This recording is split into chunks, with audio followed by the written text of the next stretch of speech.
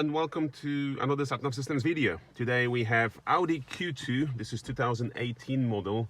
And the car came to us with the telephone issue, so the feature here. So I'll show you now what the problem is. I'll go into it, and it just stays in this message when it's just initializing and telling you please wait, and nothing happens. No resets whatsoever.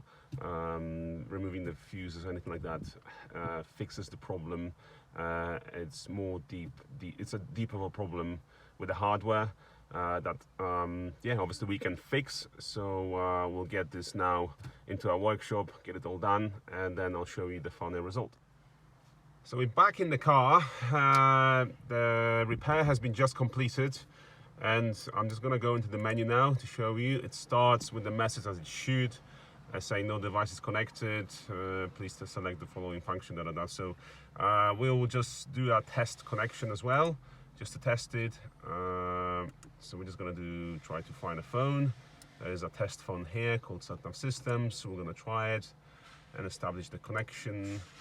And in a very short moment it will connect. There we go. So again, this is fully repaired.